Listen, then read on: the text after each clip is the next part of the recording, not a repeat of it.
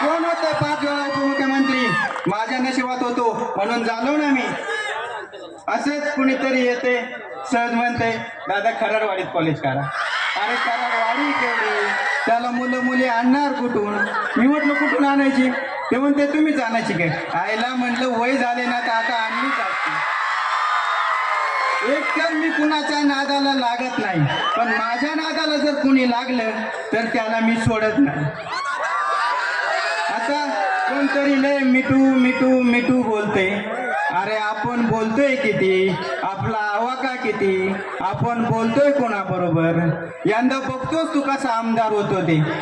अख्ख्या महाराष्ट्राला माहिती आहे, मी जर ठरवलं एखाद्याला आमदार करायचं नाही तर मी कोणाच्या बापाला बी ऐकत नाही.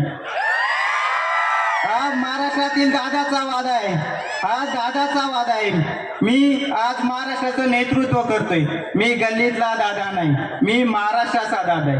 गल्लीतला दादा तुम्हाला माहितीच असेल, पण मी महाराष्ट्राचा दादा आहे.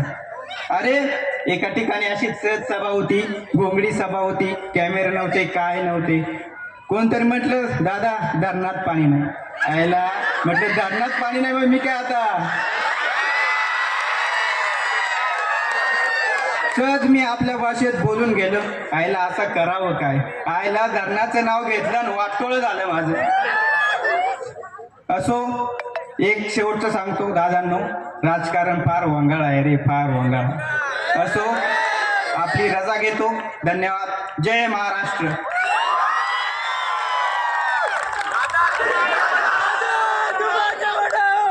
तू आगेच बडो म्हण, तू मागेच थांब.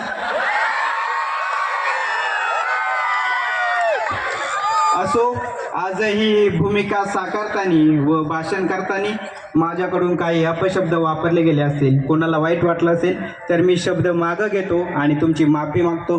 धन्यवाद. जय महाराष्ट्र.